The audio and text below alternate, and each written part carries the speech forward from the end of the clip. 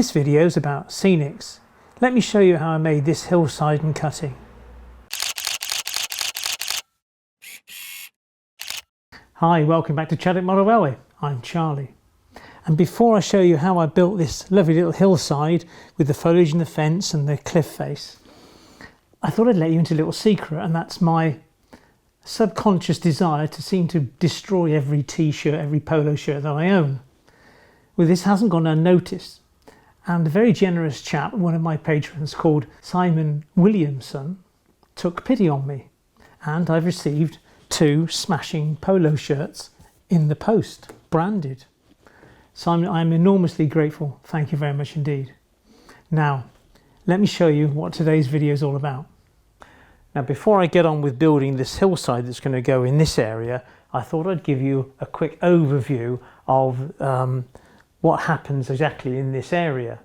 Coming off the viaduct, there are a couple of right-hand points and a diamond crossing, which allow those 2 tracks to split into 4. 2 of the tracks will go into the tunnel, and the other 2 tracks will come around in front of the retaining wall and form the access to an industrial unit. There at the back now you can see the 2 lines emerging from under the hillside, and they will go into the fiddle yard. I've popped a piece of MDF on the back of that board so you can see where the fiddle yard's likely to be. So this piece of MDF is just a representation. That's the actual board that will go all the way along, and it will give me a 12-lane, or should give me a 12-lane fiddle yard to go along the back. So these 2 tracks here will be the main up and the main down, splitting into 6 tracks each for the fiddle yard. This retaining wall will actually form the basis of the branch line which will sit above the whole of this area. And if I just get a piece of polystyrene and place on top,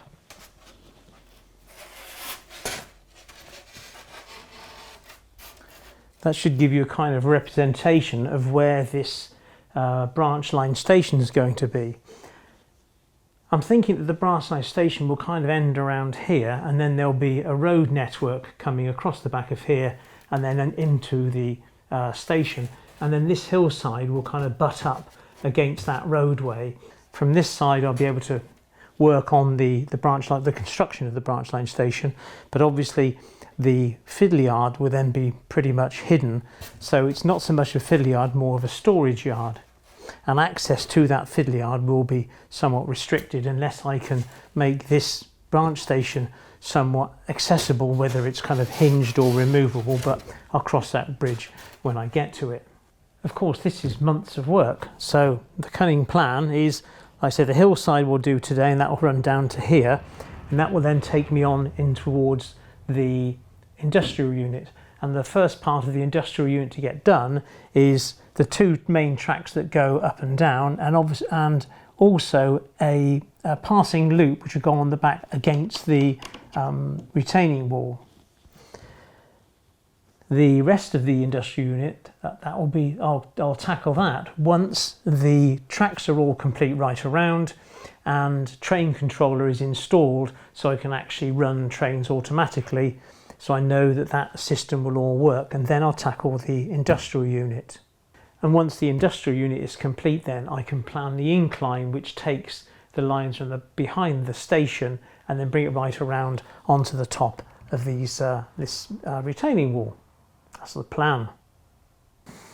Looking back to this area, I need to plan the infrastructure at this stage. So if this line comes up and goes into to join with these lines, then clearly I need a signal here to hold a train back here if that line's in use, and similarly if it's the other way around, I'll also need a signal there. I ought to have a signal here to stop a train going into the tunnel should there be an issue in the tunnel, so I need a signal there, and signals further back across the viaduct to take control of the 2 points on the diamond crossing should you need a green and a feather to come across into this line here. So whilst we've spoken about the signals, what I thought I would do is make the most of this small area here, and my eldest daughter many years ago bought me a Hornby Scaledale signal box. So what I thought I would do is I would turn it into a derelict signal box and pop it in there. This would give this area a little more interest, and obviously I'll need some kind of a roadway coming up to give access, and then the jump then up into the hillside going around here. This Scudo signal box is obviously nice and shiny, so I'll have to do some work on that. And then I also need to put a fence in here across the top of this this embankment here. And you know, there's lots to do to get this up and running. So what I shall do next is back to my old friend, the Celotex type materials, and work out exactly where this hillside's going to be. So this is where I need the hill to taper out. So just a case of now of getting the offcuts from the last job and making the best of their shape, really.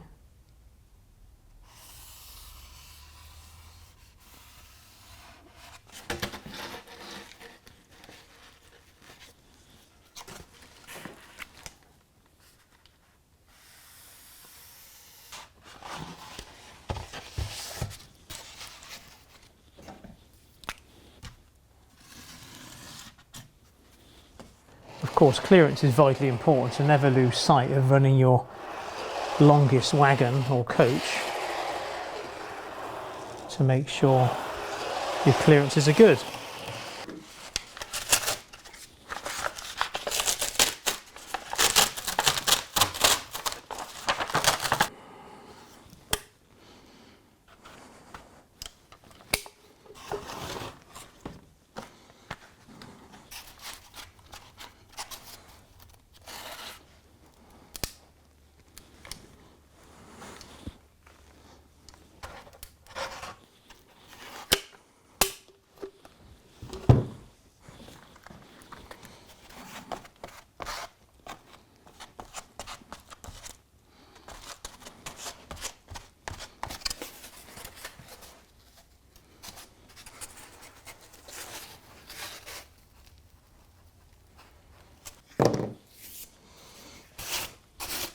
Once the shell is sort of taking shape, you can then add a ruler to try to, or a straight edge, to try to take out the peaks really and see, to make it more realistic.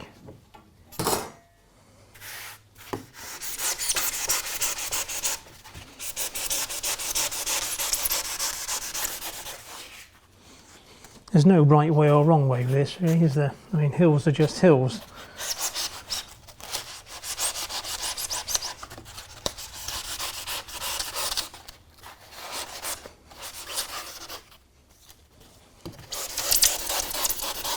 The main thing is you survive the perils of the carving knife, and obviously your wife doesn't know you've got it.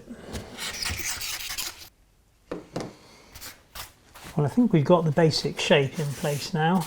I just need to clean this up a little bit and then start with a plaster cloth and just to blend it in, and then obviously we move from there on to sculptor mould, and then that will all dry overnight.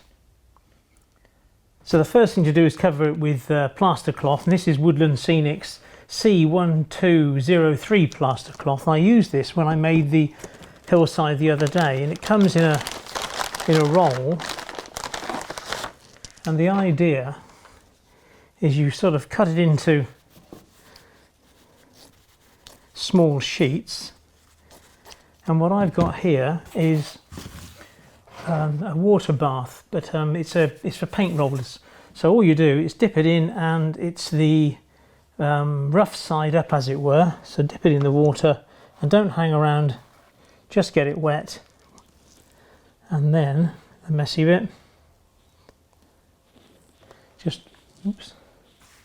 drop it into place, and you need at least sort of 200% coverage. So once you've covered it up once, you really need to put another layer down, so each piece of your base, as it were, is covered twice.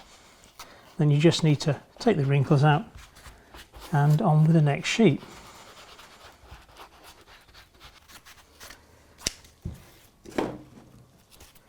I also thought I'd put it to lip over the edge as well, to get rid of that harsh kind of corner.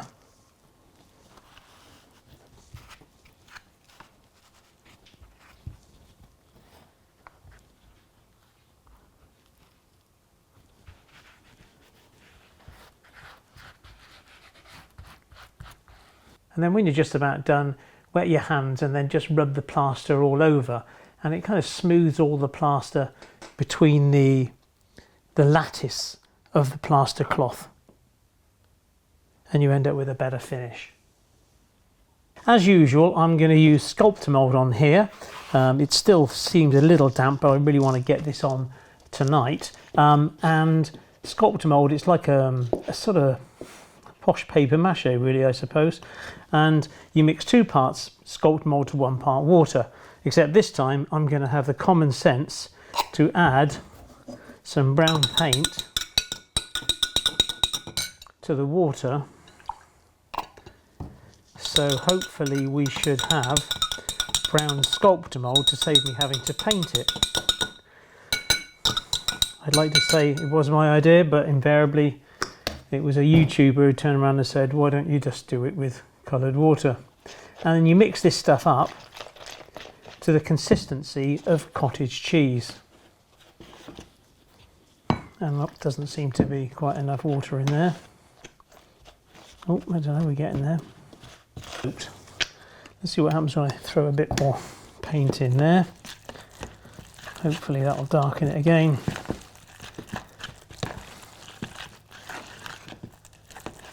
And that's the kind of look of it. Now it may seem somewhat crude, but the easiest way to apply this is by hand. And I tried it with a trowel and all sorts, but it's just not, it just doesn't seem very sensible. It just doesn't seem to sort of cover properly. You end up with too much in one place and not enough in another. But pre-staining it, as it were, with that brown children's poster paint,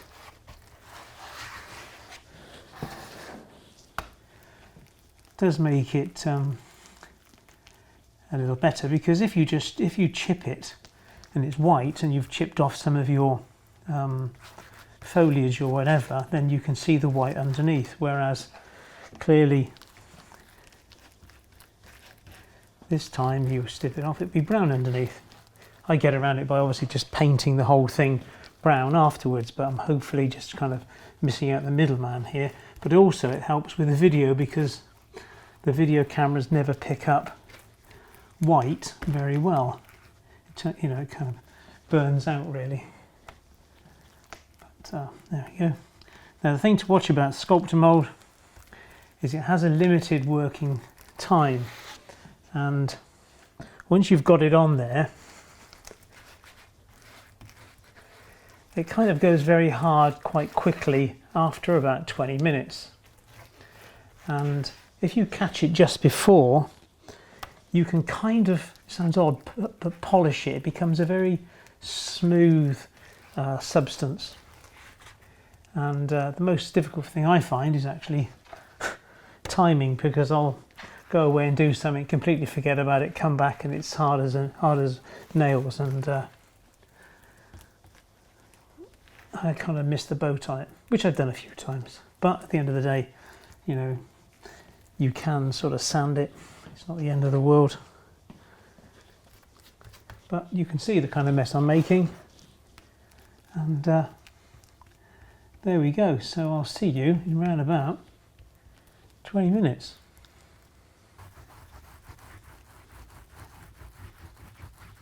And now hopefully you can see that it's at that polishing stage where it just kind of gets more glossy as you run your hands over it.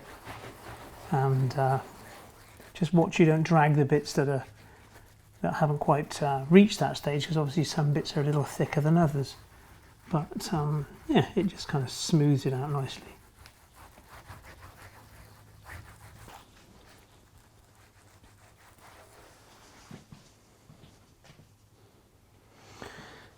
Right, there we are. See you tomorrow. Well, it's now tomorrow, if that makes any sense at all. And as you can see, this hasn't quite dried. It's dried here, and it's nowhere near a darker brown as I'd hoped, so it's going to get a coat of brown paint either way. So obviously if you're going to try to stain your sculptor mould, don't forget to add loads of paint. And yeah, because I just clearly wasted my time, but such is life. So now I want to move on to sorting out the rock faces, so let's have a little look of what's available. Now for my rocks, I tend to use these rubber Woodland Scenics rock moulds, and to be perfectly honest, as long as you don't need too many, they're pretty good, because obviously you don't want them to get too repetitive. And just for the record, that's C1243, 1234, 1241 and 1235, and there's also one other, which is the one that gives this rock, which is a mould I can't find. I don't know where I've done with that, so there'll also just be the one of those then. Anyway, they're just ordinary rubber moulds, and when you use them, they can get a bit floppy, so you need to sort of chock the edges up to stop them drooping or whatever, and you get a much better fill. Now, I use plaster of Paris, and plaster of Paris needs to be mixed up at a ratio of 2 to 1, and that's not by volume, that's by weight, which means you have to take some risks now, and hopefully your wife, partner goes out and you can get into the kitchen, get all the kitchen scales, get them into your railway room, and then measure up your plaster. It goes everywhere. This is not without risk. If she catches you with the scales, you could be in deep trouble. Best thing to do is go to a charity shop and go and buy a second-hand set of scales. But there we go. Measure it up into quantities 2 to 1 by weight, and then mix up your plaster. Of course, you end up with a white sort of paste. Not such a good idea, because then you end up with white rocks, which I've always produced. Until a friend of mine, Richard, came with the other day, having borrowed my moulds, and he said, "No." I said, "Oh, you painted it?" He says, "No, I just put some black paint in with the plaster." Not quite as bright as I thought, because if I paint this and chip it, you'll see the white underneath, whereas this is just grey through and through. So far more sensible is to add some black paint, so all your rocks are grey to start with. Good guy, Richard. And before you pour in your plaster, the best thing to do with these is wet them first, tip out the water, and then put the plaster in, because if you wet it, then they will be easier to get back out of the mould about an hour later. They do get warm. It's a kind of a chemical process, and there's warnings on the plaster not to use it for bandaging arms, because you could get burned. There's a thought. So pour your plaster in, and then what I tend to do is bang this on the bench, and that tends to release the bubbles that's trapped in the plaster. When you mix the plaster, don't kind of whisk it, because you'll be whisking in air bubbles. So yes, just kind of stir it and fold it, as it were, and then give this a bash to try to get the bubbles out. Put it to one side for an hour, and then come back. When you need to saw these up to make them or break them up into different shapes, I use a wood saw, but they're far easier to saw when they're fresh. So if they're an hour or two old, the saw will go through them much easier than going through a few days old, and they do obviously become more and more brittle. But that's my opinion on Woodland Scenics. What do you call them? Moulds and cliff faces. They're good to go, really, straight out of the box. A little bit expensive. If you remember Model Railway Club, of course, get just like a club to buy a selection, or if you all buy one each, you can swapsies. But at least then you get a good range, and of course you can use them upside down if they kind of work, and then small chip bits off to go around. So what I'll do now is size these up and put them in place. I can obviously cut back on the foam to sort of give it a better shape, and I normally put them in place with a hot glue gun. And then for filling in the gaps, what I thought I'd use is this carving plaster C1198, and when this goes goes off, goes hard, it never becomes this kind of hard. You're always able to scratch a surface into it, so you can move it around, and hopefully the drying time won't be too long, so I can get these in place, mix up some of the carving plaster and put that in place, and then tomorrow scratch it up into the right shape before we paint them. So that's the plan. And then it's just a case of playing jigsaws really, because you fit the larger ones and then you can fit the smaller pieces into the gaps and then kind of trim them as you go really, not forgetting the fact that there'll be a lot of greenery around. The hot glue gun is very unforgiving, so once it's in, it's in. You can prise it out, but it's a pretty good tool to use in this situation really. And it's nice to be able to you know, fit all these things in so they kind of look right.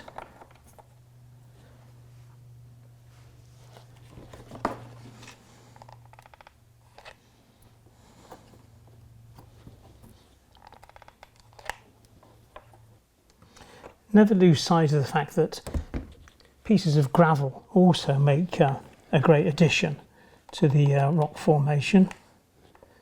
So stuff that you gather from the great outdoors, i.e., you know, little stones, are just as useful as the plaster moulds really, because you're bound to get these rock falls at the foot of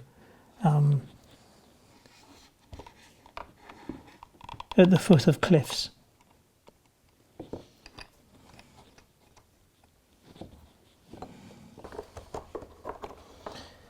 And you notice little pieces that sort of fit into your jigsaw arrangement.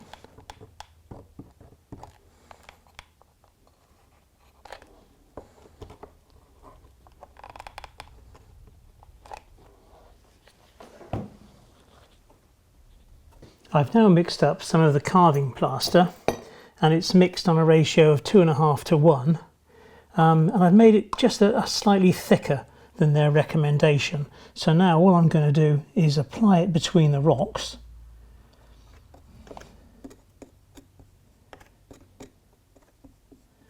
and then come back later once it's set and you know, roughen it up so it kind of looks rock-like, I suppose.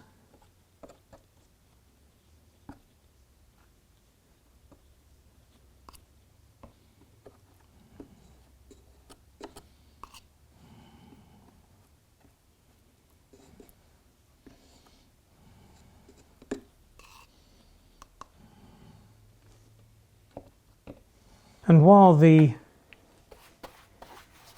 carving plaster goes off, I thought I'd give it its usual couple of coats of Hobbycraft Brown as we await the inevitable drying of the carving plaster.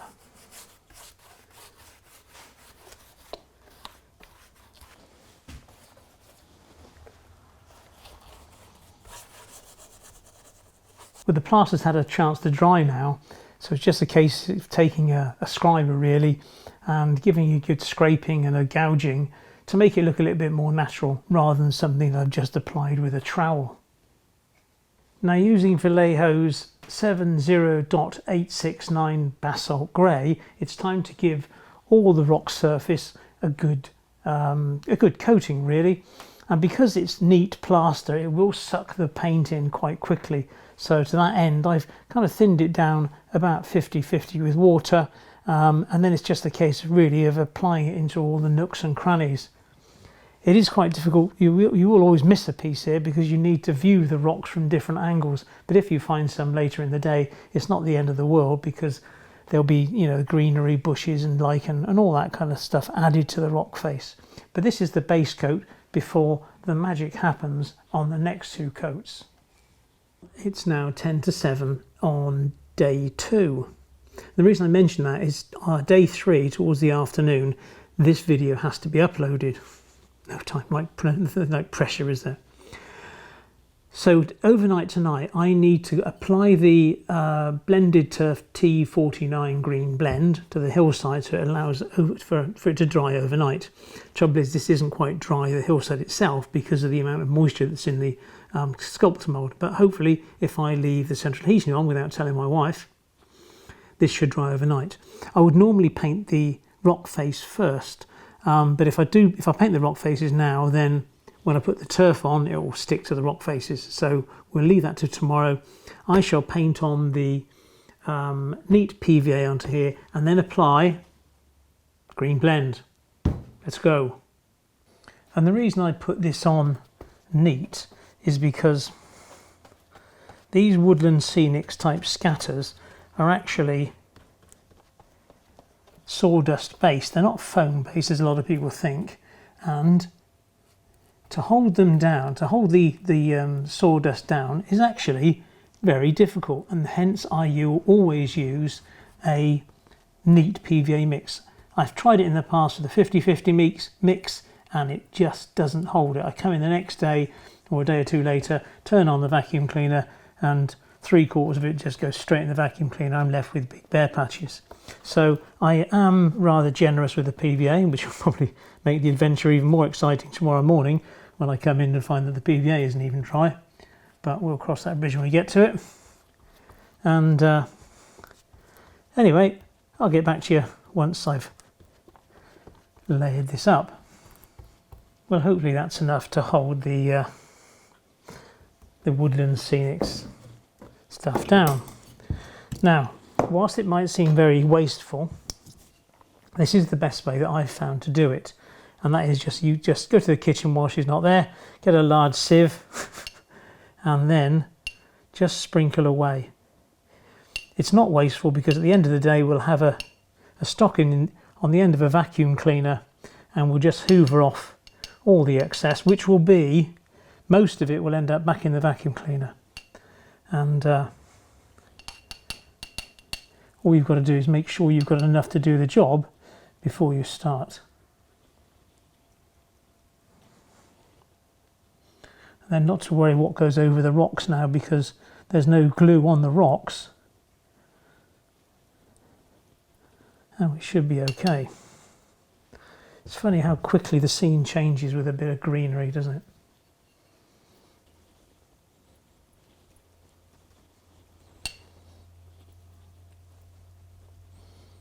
And that should do us. So with that, I say good night, and I shall see you tomorrow morning once I've done that bit there. That's better. And it's now the following morning, and before I put a large vacuum cleaner over this, what I thought I would do is I would use one of these small portable vacuum cleaners that I've cleaned out and remove all the woodland scenics blended turf from around this area, and then paint the rock faces, giving the rest of the hillside the maximum amount of time to dry. And I've cleaned out this little vacuum cleaner, so the only thing that's going to be in here really is the blended turf.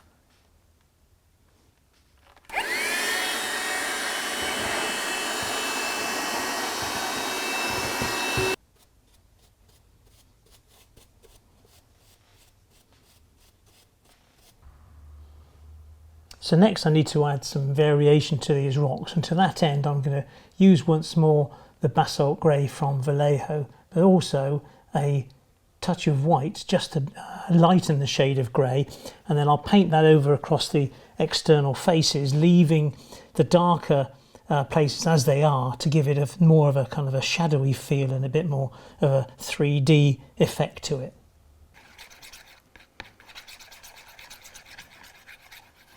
And then just using the brush on the outside edges, you just run along and then highlight out the edges of the rocks.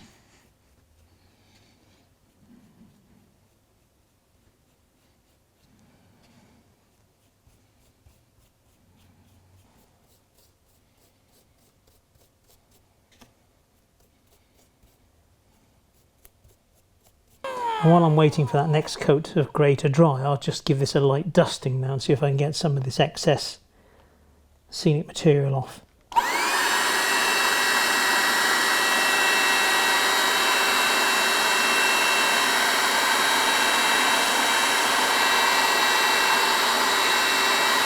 Well, that's had a chance to dry, so next thing we're going to go for is a bit of heavy dry brushing using Vallejo 70884 stone grey, darkened just a little bit with the usual basalt grey. So then, using a flattish brush, it's just a case of picking out the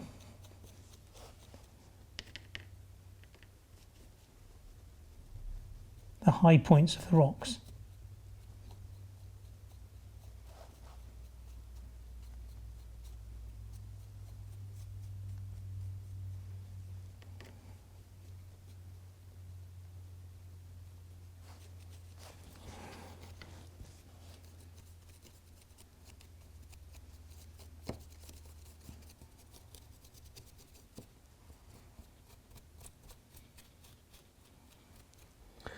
And then, using Vallejo 70.883 silver grey,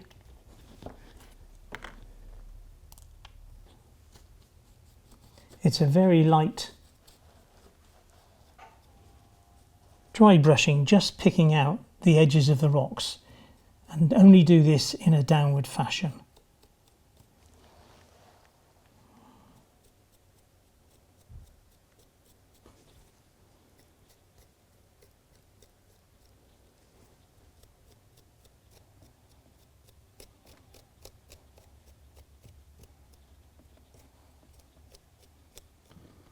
Well, I do hope you agree that we're starting to get somewhere. The rock face is looking quite reasonable now. So what else do we want to do with the hillside? Well, as you'd expect, it needs a fence, and this flexible fence, I think it used to be made by Pico, but I'm unsure if you can still get it. But it's actually got kind of hinges, so you can allow it to follow up the contours of your land. If you know who makes this, I'm sure people will be interested, so please leave it in the comment section sort of down below, and then other people can find it. But I thought it was made by Pico, but I've just looked through their catalogue and it doesn't appear to be there. So what I shall do is fit this, and then we'll move on to some hedging, and then also some greenery into the rock face. Well, like most fences, it's got a kind of a best side and a worst side, and I would want the best side facing in towards the layout. And how do you secure it? Well, you don't glue it. All I do with this stuff is just make a hole with a bradawl and poke it in, and then move on to the next one. And it really couldn't be much easier. Step back a little bit from the edge, because that way you've got enough room then to install your hedges. And this doesn't take long at all.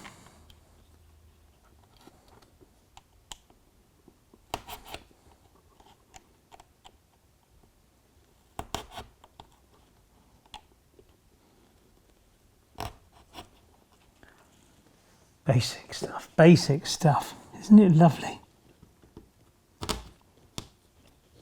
Great. Now, as in the previous hillside video, I've got lots of woodland scenics type products around. Foliage clusters, light green, clump foliage, a larger clump foliage, some of these little flexible hedges which look quite good, the odd tree. So what else you'll do is dress around the railway side of this fence now and try to make it look a little bit more wild. Of course, using the hot glue gun's not without risk. I burnt myself earlier on it, but it does certainly get the job done very quickly. A little bit stringy, that does get the odd string.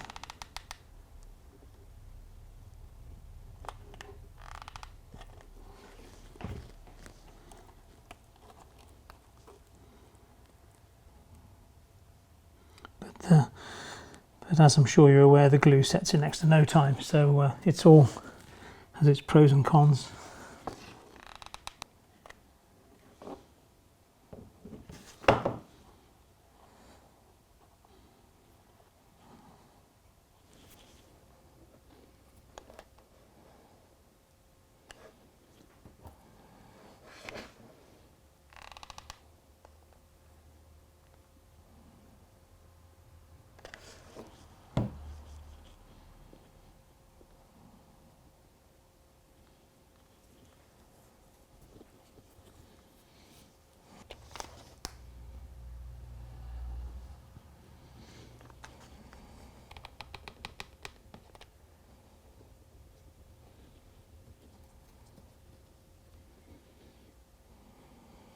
It never really surprises me how a little bit of greenery and a few bushes glued on change everything.